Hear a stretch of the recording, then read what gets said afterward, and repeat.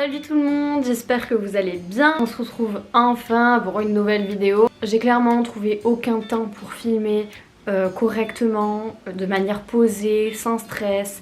C'était vraiment le rush ces derniers temps parce que j'étais en stage. Mais bref, je vous raconterai dans une autre vidéo. Tout d'abord, je tenais à vous souhaiter une merveilleuse année. Je vous souhaite plein d'amour, plein de bonheur. Je vous souhaite surtout la santé et de garder vos proches. Et voilà, j'espère que vous avez bien commencé l'année. Pour ma part, ça va, je viens de finir mon stage donc là ça peut pas mieux aller parce que j'en pouvais plus. Du coup je savais vraiment pas quoi faire comme vidéo pour revenir. En plus c'est une nouvelle année, je savais vraiment pas quoi faire. J'ai décidé de vous faire une vidéo, ce qu'il faut changer en 2020 parce que j'avais vu cette vidéo passer l'année dernière et ça m'avait bien plu donc je me suis dit pourquoi pas.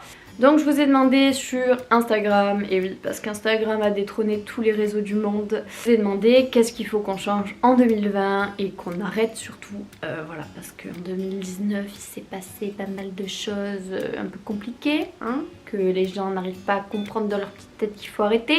Donc cette vidéo c'est aussi un moyen pour moi de vous dire mon avis sur certaines situations qui me... Alors, premier commentaire qui me dit « Les TikTok, désolé pour les gens qui en font, mais c'est nul ».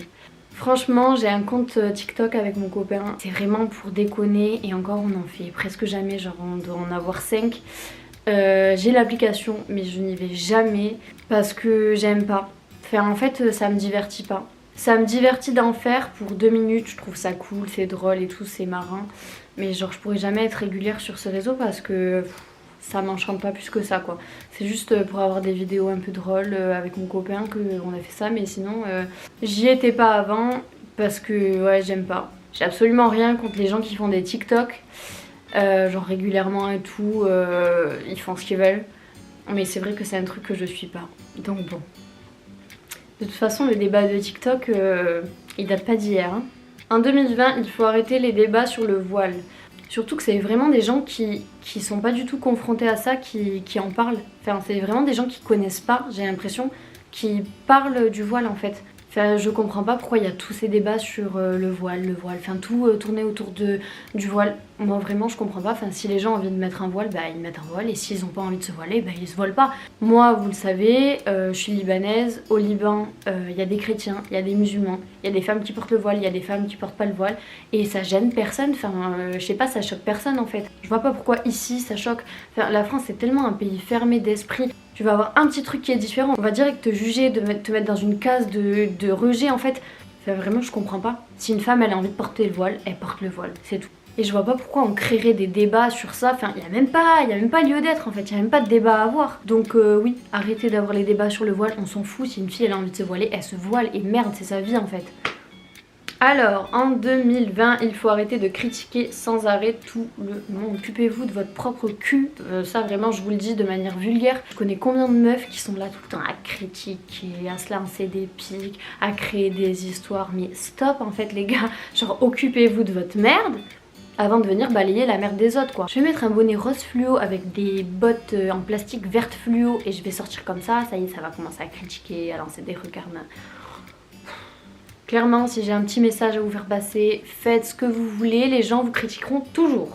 En 2020, il faut arrêter les gens qui disent pain au chocolat. Alors, vous avez peut-être trouvé ça bizarre. Je sais que je vais me faire incendier. Je viens du sud. Voilà, je pense que ça s'entend. Je dis pain au chocolat. Enfin, en fait, je dis les deux. Je dis chocolatine et pain au chocolat. Mais... je dis ce qui me sort en premier. Enfin, je sais pas, en fait, je réfléchis même pas. Mais ça me saoule ce putain de débat. En 2020, il faut arrêter les relations toxiques. Si vraiment vous êtes dans une relation toxique, que vous en avez pleinement conscience et que vous voulez plus continuer avec la personne, parce que ça m'est arrivé et Dieu sait que c'est dur de partir quand la relation est toxique parce qu'on est souvent sous emprise, vraiment dites-vous que ça changera pas, qu'on change pas quelqu'un et que quand la relation est toxique et mauvaise et nocive pour vous, il faut partir. Si vous avez quelqu'un de toxique dans votre vie, que ce soit un copain, que ce soit un ami, que ce soit quelqu'un de la famille ou quoi, virez-le de votre vie parce que vous avancerez jamais et vous serez tout le temps malheureux. En fait c'est vous qui décidez d'être heureux et c'est vous qui décidez d'être malheureux et moi je l'ai compris un peu tard mais je l'ai compris et je sais qu'aujourd'hui, voilà j'ai 20 ans et je sais ce que je veux dans la vie. S'il vous plaît, si vous avez pleinement conscience, vraiment partez. Et c'est dur de partir, mais on est tellement mieux quand on part. Après, c'est toute une réflexion à avoir et il faut surtout avoir le déclic. Hein. Mais à toutes les personnes qui sont dans des relations toxiques, je vous souhaite vraiment d'avoir le courage de partir. En 2020, il faut arrêter les mecs mythos. Un mec qui ment, tu peux pas le changer. Parce que même si tu lui dis arrêter de mentir, il te mentira. Donc je pense qu'il faut se concentrer sur d'autres personnes plus gentilles et plus vraies. En 2020, il faut arrêter l'hypocrisie, bordel de merde. Ça va être simple. En 2020, ayez la flemme de toutes les personnes que vous sentez pas. Ayez la flemme, mais genre totale. Genre leur donnez même pas l'heure parce que vous savez que ces gens vous les sentez pas. Donnez masse d'importance, genre vraiment 10 fois plus d'importance aux personnes que vous sentez. Parce que ça vous fera que du bien et ça vous fera surtout avancer, ça vous fera pas perdre votre temps parce que tu sais, genre tu vois une meuf, t'es en mode et derrière tu dis à ta pote c'est vraiment une connasse, je peux pas me la voir. Flemme. Pensez à vous, pensez à vos priorités et pas aux gens cons là comme ça qu'on peut pas se voir et que voilà. C'est du vécu. En 2020, il faut arrêter de fumer. Alors personnellement je fume pas, j'ai jamais touché une clope de ma vie et je veux jamais toucher à cette merde parce que je sais que bah, c'est de la merde. On a été briefé assez tôt sur le sujet, en tout cas de notre génération, et j'ai tendance à écouter ce qu'on me dit, surtout quand c'est des sujets comme ça. Après je fume un petit peu le narguilé, non je fume un peu la chicha mais c'est culturel on va dire. Pour tous ceux qui fument je suis persuadée que quand tu veux vraiment te sortir de cette merde tu peux, parce que je connais beaucoup de gens qui ont arrêté de fumer. Donc voilà, il faut juste vouloir un max, il faut avoir un max de volonté pour arrêter de fumer, sinon bah c'est la merde. Mais courage à ceux qui veulent arrêter de fumer. En 2020 il faut arrêter de croire que s'habiller avec de la marque c'est bien s'habiller. Ah mais totalement.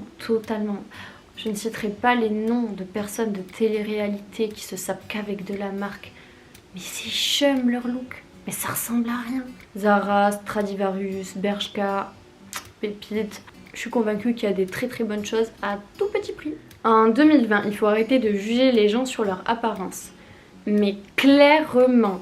Et vous voyez, là, je viens de faire un stage en thalasso où je vois clairement des personnes âgées. Il y a des gens, vraiment, je me disais, voilà, quand j'allais chercher, j'avais des clients, quand j'allais chercher, je me disais, oula, putain, lui, il doit être un petit peu con et tout, faut que je fasse gaffe et tout. Parce que tu appréhendes les clients clairement. J'avais une première petite idée quand je les installais ou quoi, s'il allait être un peu cool ou pas.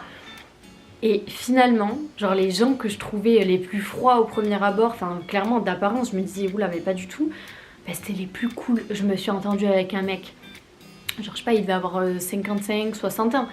Un Marseillais, genre au début je me disais oula je sais pas trop comment l'aborder et tout, mais au final mais c'était un amour, on a rigolé mais tout le massage, genre clairement c'était trop drôle. Pareil il y a une meuf que je trouvais gavée froide, genre je l'avais eu en soin avant mais c'était pas un soin où je restais avec la personne et ensuite je l'ai eu en massage du coup et genre je me suis dit putain mais elle est gavée froide et tout genre. Et en fait, genre tout le massage, elle m'a parlé, mais elle était tellement cool. C'est vrai que les apparences, et je m'en rends tellement compte, ça veut rien dire. Comme quoi tu peux rencontrer une meuf hyper jolie, hyper mignonne, qui paraît douce et tout, et ça peut être un putain de démon. C'est vrai que tous les jours, je me rends compte que juger sur les apparences, c'est vraiment de la merde. En 2020, il faut arrêter les féminicides de plus en plus nombreux. Alors ça, c'est vraiment un sujet, ça me touche tellement. C'est horrible de se dire qu'il y a tellement de femmes qui meurent sous la violence de leur compagnon ou de leur ex. Clairement, faut se battre. Faut se battre contre ça. Il faut arrêter de croire que les femmes qui sont dans des relations où elles se font maltraiter à longueur de journée, qu'elles se font insulter, il faut arrêter de croire que ces femmes sont des faibles. Parce que les seuls faibles dans l'histoire, c'est les hommes.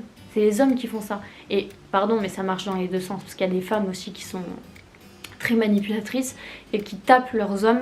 Mais il faut arrêter de croire que dans l'histoire, le faible, c'est la victime. Parce que la victime, c'est celle qui se fait frapper dessus. C'est celle qui subit tous les jours et qui reste malgré tout. Et voilà, les seuls faibles dans l'histoire, c'est les gens qui font ça. C'est les gens qui battent leurs compagnons, c'est les gens qui insultent leurs compagnons alors qu'ils sont avec. Vraiment, ça me rend dingue quand j'entends des gens dire « Ah, mais pourquoi elle part pas s'il la frappe, elle devait partir ou quoi ?» Il y en a, ils se rendent pas compte que ces femmes, elles sont sous emprise, mais une emprise énorme, tellement forte qu'elles perdent le contrôle d'elles-mêmes et c'est tellement dur de partir. Ouais, en 2020 et pour toutes les autres années qui suivent et à partir d'aujourd'hui, il faudrait arrêter ça. C'est un sujet qui est en train de se développer, on écoute plus les gens qui sont victimes de ça. Faut surtout que la justice agisse et agisse beaucoup mieux parce que quand tu vois qu'un mec il a battu sa femme pendant 10 ans, il prend 3 mois, enfin à un moment donné... En 2020, il faut arrêter les relous en boîte. Mais putain, mais alors les mecs en boîte, votre cerveau, quand vous êtes à l'intérieur de la boîte, il est où? Déjà, faut arrêter les forceurs. Parce que la meuf, elle te dit non. Le mec, il force. Il insulte la meuf. Genre, moi, je vais vous raconter une petite anecdote. J'étais à Bordeaux et genre, je cherchais mes potes. Parce que j'étais avec une pote à moi, on cherchait tous les gars avec qui on était venus. Parce qu'ils s'étaient éparpillés dans toute la boîte, voilà. Donc, c'était un peu chiant. Il y a un mec qui vient et tout, il commence à forcer avec moi, à me dire que je lui en dois une parce que je lui ai foutu un vent, je sais pas quoi. Mais j'étais en mode, mais mec, il est 5 h du matin, pourquoi tu viens me faire chier? Je viens de te dire que tu m'intéresses pas, genre dégage. Il est là, il commence à m'insulter, ouais, nanana, grosse pute, va, tu fais trop la star. Mais gros, je suis en train de chercher mes potes, je veux pas te calculer. Et qu'est-ce qu'il est allé faire? Il est allé saouler ma pote qui était en couple. Voilà, l'exemple d'un relou. Les mecs qui viennent, ils viennent se frotter à toi et tout. T'es là, tu les dégages, ils continuent, mais ça me dégoûte, ça me donne envie de vomir. Enfin bref. Oui, il faut arrêter les relous en boîte. Je pense que je vais clôturer la vidéo ici. N'hésitez pas à me rejoindre sur Instagram pour me suggérer toutes les idées de vidéos que vous avez envie de voir sur ma chaîne. En tout cas, merci beaucoup d'avoir regardé la vidéo. Je vous fais d'énormes bisous et je vous dis à la prochaine. Elle est vraiment trop cool cette caméra. Elle fait le focus tout seul. J'adore cette caméra. Elle est trop bien. Bisous.